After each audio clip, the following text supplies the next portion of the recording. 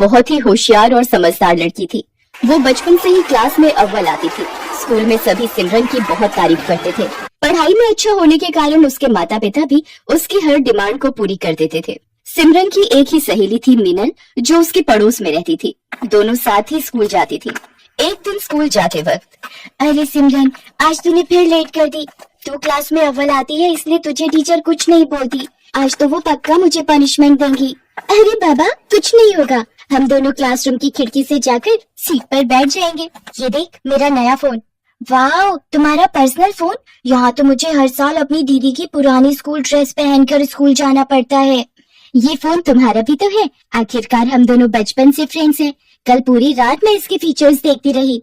मीनल और सिमरन बातें करते करते स्कूल पहुँच जाती हैं और चुपके से क्लासरूम के पीछे वाली खिड़की से घुसने की कोशिश करती हैं। लेकिन टीचर दोनों को पकड़ लेती है और लेट आने की वजह से टीचर दोनों को क्लास से बाहर कान पकड़कर खड़ा कर देती है। सिमरन, तुम पढ़ाई में अच्छी हो, लेकिन तुम्हें स्कूल के और भी रूल्स फॉलो करने चाहिए। डिसिप्लिन मेंटेन करना चाहिए। सॉरी टीचर, अगली बार से ऐसा नहीं होगा।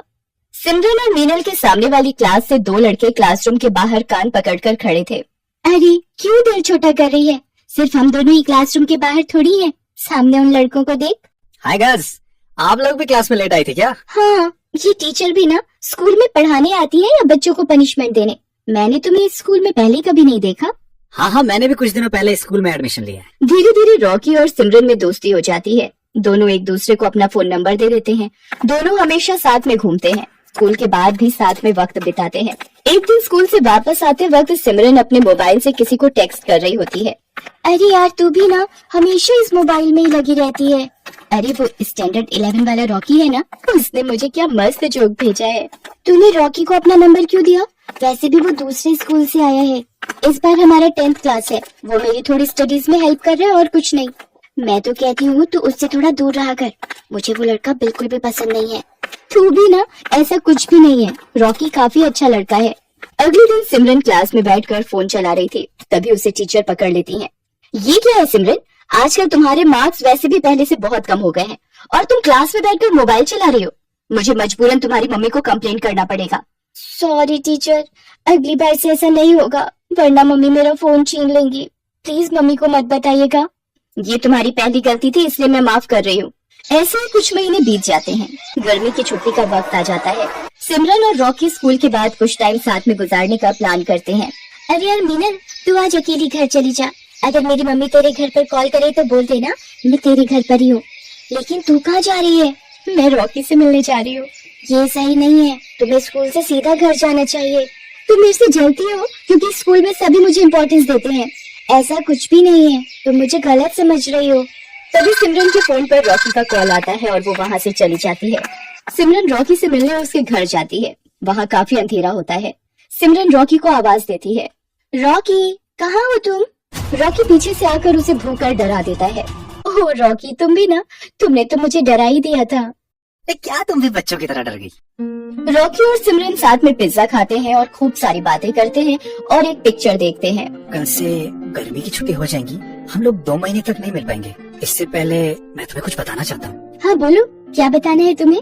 तुम मेरी बेस्ट फ्रेंड हो। मैंने आज तक तुम्हारी जैसी लड़की नहीं देखी। तुम भी मेरे सबसे अच्छे दोस्त हो। सिमरन और रॉकी साथ में वक्त बिताते हैं और कब दोनों अपनी हदें पार कर जाते हैं उन्हें पता ही नहीं चलता। अगले दिन से स्कूल की गर्मी की छुट्टियां शुरू हो जाती हैं। रॉकी और सिमरन एक दूसरे से मिल नहीं पाते। कुछ दिनों बाद सिमरन को उल्टियां होने लगती हैं और सिर चकराने लगता है।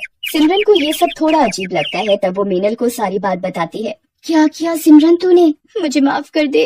मैंने तेरे मना करने के बाद भी रॉकी के साथ वक्त बिताया। तू चिंता मत कर, कल से स्कूल खुल रहा है। तू पहले रॉकी से जाकर बात कर। अगले दिन सिमरन जाकर रॉकी से बात करती है। उसे सारी बात बताती है। तुम्हें याद है उस दिन हम तुम्हारे घर पर मिले थे, हमारे बीच? वो तो मेरा सबसे खूबसूरत दिन था। हमारे साथ में बिताए गए वो पल मैं कैसे भूल सकता हूँ? मैं प्रेग्नेंट हूँ। मुझे कुछ समझ में नहीं आ रहा मुझे क्या करना चाहिए। अगर किसी को पता चल गया तो सब हमारा मजाक उड़ाएंगे। ये क्या बोल रही हो? ऐसा कैसे हो सकता है? ये मेरी प्रॉब्लम नहीं है। ये क्या बोल रहे हो तुम रॉकी? ये सब हमने साथ में किया था। ठीक है, रुक जाओ, मैं कुछ करता हूँ, लेकिन इसके बाद तुम मुझे अपनी शक्ल मत दिखाना। रॉकी वहाँ से चला जाता है। सिमरन रोते हुए मीनल के पास जाती है। क्या हुआ, तुम रो क्यों रही हो? रॉकी रॉकी मेरी शक्ल भी नहीं देखना चाहता है। वो मुझसे नफरत करने लगा है। मुझे पता था वो लड़का कुछ ऐसा ही करेगा। मुझे उस पर बिल्कुल भी भरोसा नहीं था। मुझे लगता है हमें किसी बड़े की मदद लेनी चाहिए। नहीं नहीं, ये बात किसी को नहीं बताना, वरना सब मुझ पर हंसेंगे। अगले दिन रॉकी सिमरन को एक गोली लाकर देता है। ये लो, ये गोली खा लेना। इसके बाद इस परेशानी से हमें छुटकारा मिल जाएगा। लेकिन रॉकी, इससे कुछ प्रॉब्लम तो नहीं होगी ना? चुपचाप से ये गोली खा लो और मेरा पीछा छोड़ दो। इसके बाद से ना तो मुझे कॉल करना, ना ही कोई मैसेज। सिमरन वो गोली खाकर जाकर अपनी क्लास में बैठ जाती है। तभी वो चक्कर खाकर गिर जाती है। तुझे क्या हो गया सिमरन? आंखें खोलो। इसके मुंह पर पानी छिड़कने के बाद भी इसे होश नहीं आ रहा है। लगता है कोई सीरियस इशू है। टीचर, मैं आपको कुछ बताना चाहती हूँ, प्लीज आप किसी को मत बताइएगा। मैं तुम्हारी टीचर हूँ, तुम लोगों को सही राह दिखाना मेरा काम है। तुम बिल्कुल चिंता मत करो, बिना झिझक के मुझे सारी बातें बताओ। मीनल डर कर टीचर को सारी सच्चाई बता देती है। टीचर सिमरन को हॉस्पिटल लेकर जाती है और वहाँ उसका अच्छे से चेकअप करवाती है। कुछ देर बाद सिमरन को होश आ जाता है। टीचर, मैं आपको कुछ बताना चाहती हूँ। मेरी तबीयत खराब होने के पीछे कुछ और वजह है। मुझे मीनल ने सब बता दिया है। इस उम्र में बच्चे नादानी करते हैं, लेकिन तुमने जो किया है वो छोटी बात नहीं है। इससे तुम्हारी पूरी जिंदगी बर्बाद हो सकती थी। मुझे अपने किए पर बहुत अफसोस है। मैं कभी भी ऐसा नहीं करूंगी। आप प्लीज किसी को कुछ नहीं बोलिएगा। ऐसे बिना जाने कोई मेडिसिन लेना खतरनाक साबित हो सकता है। तुम्हें किसी बड़े से एडवाइस लेनी चाहिए थी। मुझे माफ कर दो मिस, मैं बहुत घबरा गई थी। लेकिन तुम्हारे साथ जिसने ये किया है, मैं उसे सजा दिलवा कर रहूंगी। टीचर रॉकी को स्कूल से सस्पेंड करवा देती है और उसके फाइनल एग्जाम देने पर भी रोक लग जाती है। मुझे माफ कर दीजिए टीचर, मैं ऐसी गलती फिर कभी भी नहीं करूंगा। तुमने एक लड़की के साथ जो किया है वो माफी के लायक नहीं है। तुम्हें सिमरन से माफी मांगनी चाहिए और अब इस गलती को सुधार कर इसका पश्चाताप भी तुम्हें ही करना होगा। मुझे माफ कर दो सिमरन, मुझसे बहुत बड़ी भूल हो गई है। मैं घबरा गया था। मैं तुम्हें प्रॉब्लम में छोड़ के चला गया। टीचर सिमरन को लेकर उसके माता पिता के पास जाती है। देखिए सर, मैं आपसे जो बात करने जा रही हूँ वो आपको बहुत धैर्य रखकर सुननी होगी। अक्सर बच्चे कुछ गलतियां कर बैठते हैं जिसकी वजह से उन्हें पछताना पड़ सकता है। आप क्या कहना चाह रही हैं टीचर? हमारी बेटी से कुछ गलती हुई है? वो दरअसल बात यह है कि वो आपकी बेटी सिमरन प्रेग्नेंट है। ये सब करने स्कूल जाती हो तुम? मैं तुम्हारी खाल उतार दूंगा, बेशर्म लड़की। रुक जाइए सर, अब ऐसे समय में आपको इन बच्चों का साथ देना होगा, वरना ये जिंदगी भर खुद को माफ नहीं कर पाएगी और ये नादानी में कोई गलत कदम ना उठा ले।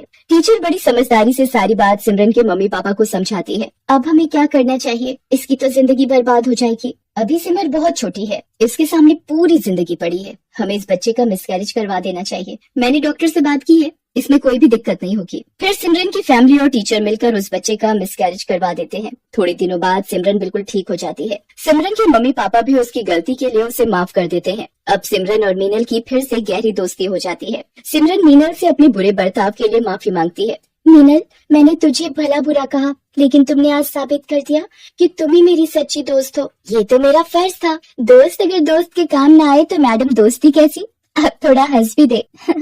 आज से हम दोनों मन लगाकर पढ़ाई करेंगे और कभी भी किसी को शिकायत का मौका नहीं